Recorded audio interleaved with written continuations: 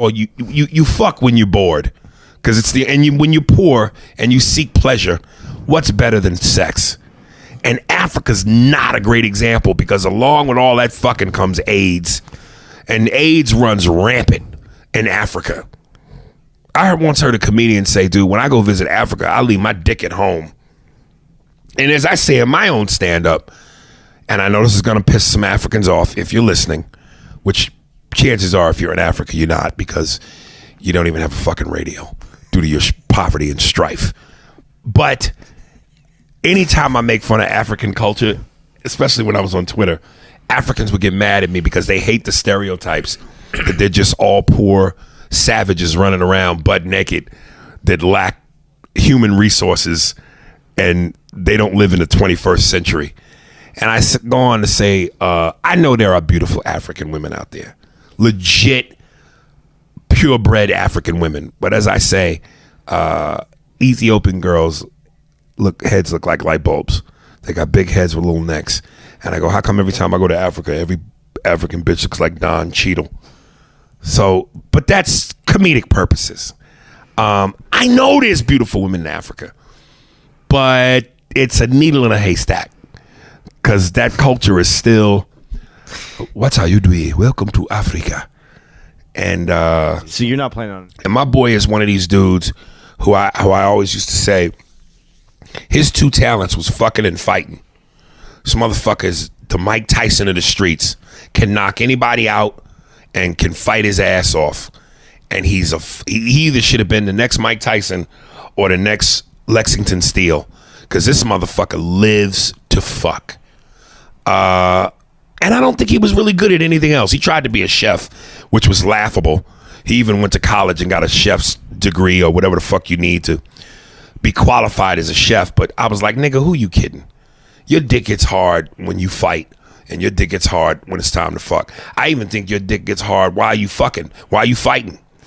That's how he wins the fight. That's how he wins the fight. Like, it's just not for you, this cooking shit. It's cute that you tried to do something different, but nigga, that's not you.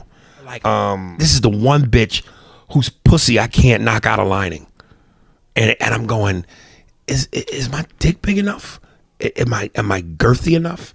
Am I good enough? What the fuck am I doing wrong? And listen, since I've gained weight, they say for every, what is it, 20 pounds you lose, you gain a certain number of inches. This bitch used to tell me back in my days when I was in my prime, when I was the shit. Ooh, you all in my stomach. I don't even think I'm in that bitch's. I'm trying to search for I don't even think I'm even close anymore. And I don't know. Maybe I'm just going through some really insecure shit and I can't figure it out. And I got pictures of myself, because I'm such a vain nigga. I got pictures of myself in my phone. One of my favorite pictures, I remember Comedy Central did an award show for comedians, and Dave won a couple of awards, and I went as a presenter, and I got on like a white Kango hat with some white sweats and a navy blue tight shirt. Andy, when I tell you, nigga, I was sexy, nigga. I got on Gucci shades, and you could see my traps, my arms, my chest, had a flat stomach. And that's when I was the guy, nigga. To the point where when you do that joke about capture. Yeah. And I don't want to give away your joke. It's I don't care. Joke. I don't even do it that often. But there was a point in time, and every man has measured his dick to some degree. I used to be able to put both my hands around my dick, from the base, one fist, and another fist around the rest of my dick. And my head of my dick would stick out a nice little distance. Nigga, since the diabetes and the weight, I do that now. My shit's captured, nigga. It's a turtle? My shit's a turtle, nigga. And I'm just going, fuck. Can I ask you this question? This is a serious question. It's not going to sound serious, but it is a serious question. Yeah. The girl you're talking about, the woman that you're talking about, has she ever seen you taking a shit? Has she ever seen you on the toilet? Nigga, she's seen shit in my underwear. See, this is the thing. I'm going to say this. I truly believe to keep things sexy, women can't see you that way. Because then they do see you like they see everybody else. But they see you like that when they wash your drawers. And what woman hasn't washed her man's drawers and seen a motherfucking chocolate love streak in there? Get colored underwear. Fuck that, nigga. My shit potent. I bleed through black. You know what I'm saying? With my diet, nigga, dude, you might see a plethora of colors in there. I don't want it. Like, I really think, though, that's you become like everybody else. You got to keep it. But look, here's the yin and the yang. Realistically, you don't want no woman to be with you if she's not really into you. You don't want a pretender. Right. Because that's a dangerous road. Because if she's not really into you for you, as soon as there's a crack or an opening, she's going to take advantage of you and get you for your money and leave you and do all that other shit. So a woman that can sleep with you, like that one time we were in whatever part of California we were in doing a show, and we had to bunk up and be roommates. Yeah. Nigga, I snore to the point where I wake up the dead.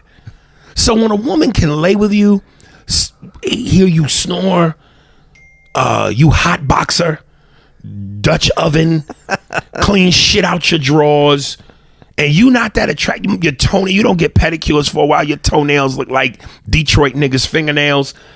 For a woman to stay with you through all of that, that's a legitimate love. That is, but if you ever washed your girl's clothes and she had a shit stain in her drawers, what happens next? I would be. When I was married, I did the laundry sometimes, and it grossed me out. She didn't have what you saw. She didn't have a shit stain. She had one of those. She had like some bloody underwear. Again, that's nature, nigga. It's nature, but I don't need to see that. I don't want to see that. Oh, you queasy faggot. I don't want to see that. I think the older I get, the nastier I'm becoming. Like, I got a bunch of videos in my phone of shit I've recorded with me and this bitch in hotels.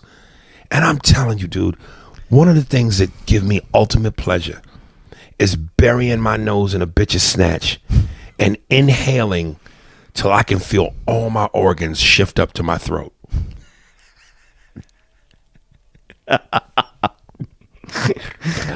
It turns me on. I never want to see you take a deep breath in front of me now. That's if you ever went, oh man, that was.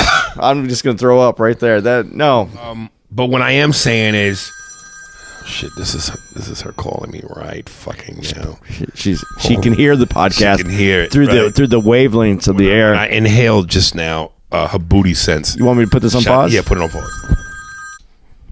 Oh, this is what the fuck I'm talking about, and I'm gonna send this bitch this podcast because I think that deep down, I always would tell her, I wish you could be a fly on the wall, because I don't think she believes me, because I'm the boy that cried wolf so many times about my feelings, and then I go and do some shit to contradict it. But I wanted to hear this, so maybe she thinks she knows I'm not fucking lying.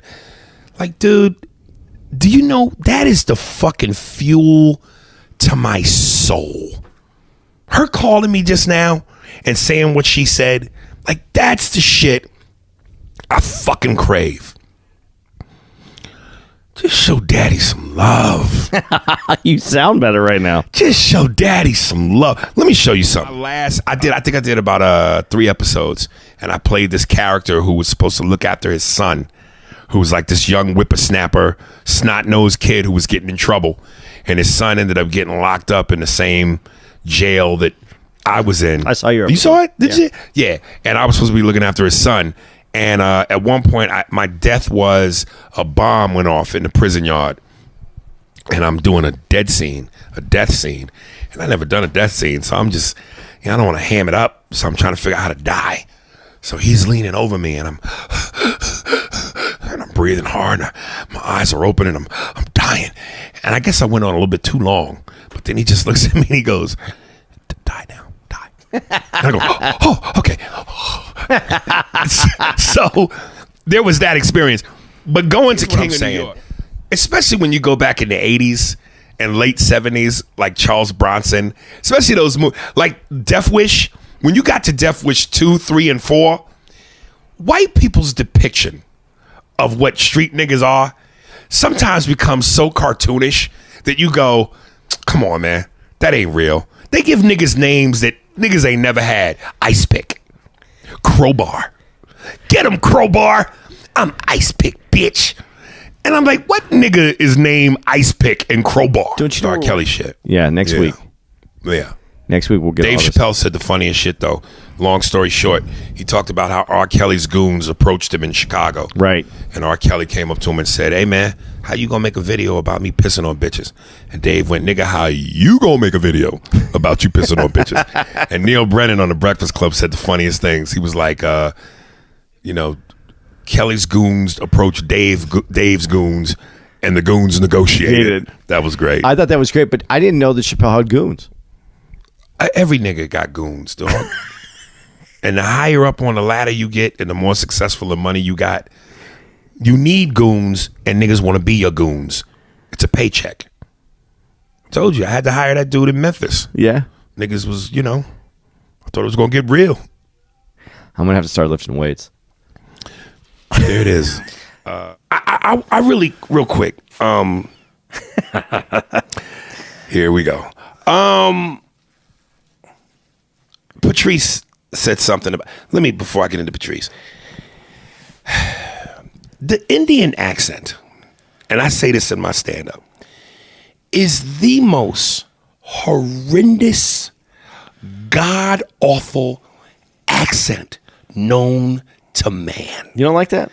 Let me tell you, when Patrice said, as far as Indian women, how do they fuck their own men? Where is all this unfun coming from? And I just, I've seen at my shows white women with Indian boyfriends. And I gotta say, man, like when you talk about swagger, sex appeal, and I'm gonna stereotypically racist, in a racist way, butcher this. But like you look at Italians, right? That native Italian. Di piaciuto, cosa diamo, village levare, vugiare. There's something sexy about that draw. Fucking Latin men with the fucking that salsa, that fucking Ricky Ricardo, that the Latin flavors, the way they roll their R's, the dark complexion, the hair. And this is me maybe having a no homo moment, but there's swag and sex appeal there. Whether you're a rocker type bad boy, white boy, or you're a California stud, what's up, dude? There's a swagger there. Niggas are the king of swagger. We own swagger. Indian men. What a day, what did Google give daddy 20 minutes do I did? What did do job and what boot in the butt and the what? That shit. That shit is repulsive. It's fucking repulsive. And they have no sense of style dress-wise. They wear all the basic shit. New Balance shoes, regular pair of pants, the most basic flannel, plaid, whatever shirt. And there we go. It's this. There's a part in the airport thing where the Indians are complaining. It's like 1,000 Indian men complaining to customer service. The one dude, just to the one guy? To the one guy. Yeah. And some of the comments, one person wrote, these motherfuckers are acting like they talking to their wives instead of customer service. Now, what makes that so brilliant is if you know about that much of the Indian culture, their women ain't got no say. It's like between the Muslims and the Indians, they backhand the shit out of their women. Maybe not physically, and some physically, but they verbally backhand these bitches. It's almost like they don't talk to their wives with a respect. Like, hey, I'm going to talk to you. You're going to respond back. I'm going to listen with respect. We're going to have a conversation. It's like don't tell me, don't. I tell you clean. Bitch, you clean. And their wives clean. Here's the thing. They're speaking English. All the men that are speaking to this guy are speaking English. But it's like they're all speaking at once. And I guarantee you when you hear this, not only will you not be able to make out one English word, but the horrificness of what this sounds like. Without further ado, Punjabi is one of them. Punjabi, I like how it sounds. Punjabi, Shandi Bizaz, Rastash Bumasanji.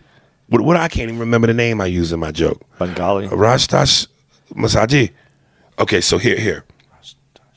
Ladies and gentlemen, ladies, get ready to cream all down your thighs.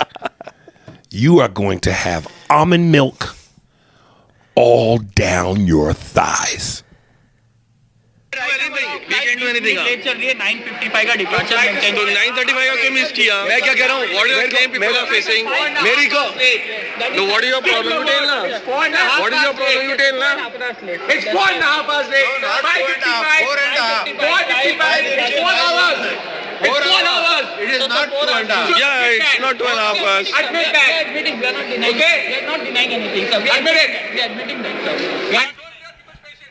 It sounds like the Indian Stock Exchange. And Hold on, let me just. Stupid are doing that.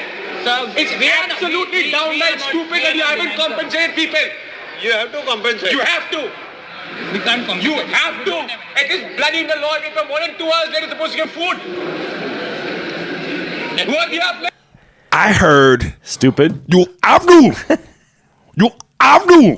Which is you have to. Yeah. You have to. To compensate stupid. And then it went off the rails.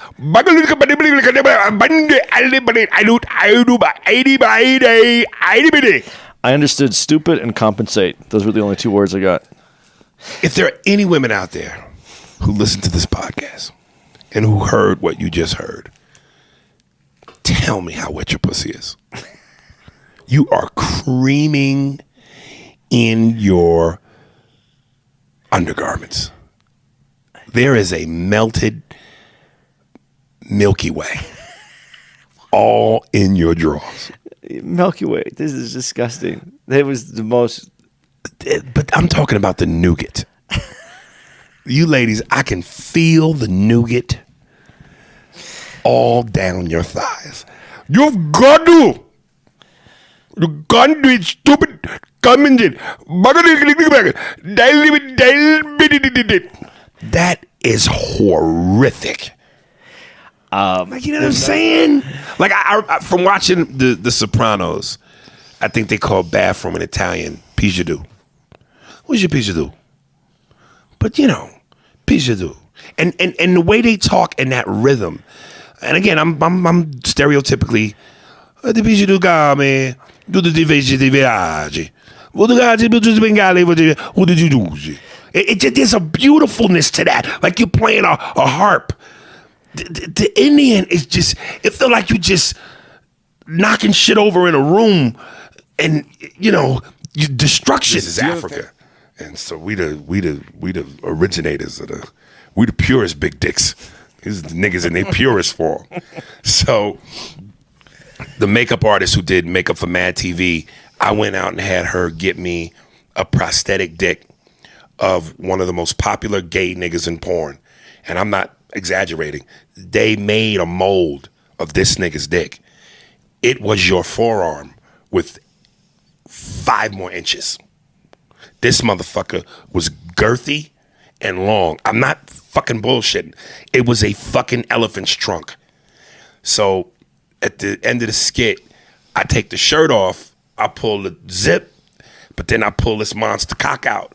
And all the dialogue is the same. So at one point, Michael Blackson, as he ends the story, just like Chris, he looks over and he sees this massive cock. And he goes, oh my God, nigga, where's your shirt? Is that your dick? And we freeze his face with the cock in the frame. And everybody that ever saw it exploded with laughter because you didn't see that coming. For your career, dog, you got to ease up on the anger. I'm surprised that Andy has dealt with you for so long. This is where I told you in my response, I don't know whether to like this nigga or not. Because it's almost like this nigga is in our bedroom and ain't even seen the strokes. As for your career, dog, you got to ease up on the anger. I'm surprised that Andy has dealt with you for this long. This is no disrespect. I want to see you in the movies and on TV again, but that anger is your downfall. On stage, it's your greatest weapon. But off stage, nigga, you have You have to get that under wraps and calm down, dog. You can't smoke all the time and be that aggressive. It's scientifically impossible. Tell that to Dennis Leary, nigga. Andy, do not leave this nigga. He needs you. Niggas and Jews go together like adobo and chicken. And for the fact that you can slap him with a relaxed attitude helps out the conversation. Y'all are the yin and the yang at times. I want to see both of you come through to Poughkeepsie. We got a few places you could perform, like Laugh It Up in the Civic Center. You've already done Levity Live, which is only an hour away. Come through so a nigga can laugh more. But if you can't, so is the business. Hakuna Matata, bitches. Please tell a story on how you two met. Well, apparently, nigga, you should know, since you got so in-depth with how the fuck we behave.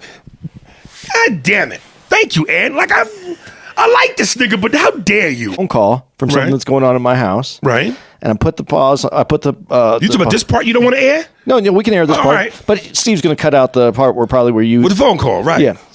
And so I put it on pause, and I threw you off your game. I did. Right. Yeah. And then you came back with, we don't do this fucking shit. This is the. 2 weeks ago, I fucking paused the podcast for you when you had to go take a call. But that's different, though. But we don't know why it's different. I feel you. But I'm dealing with.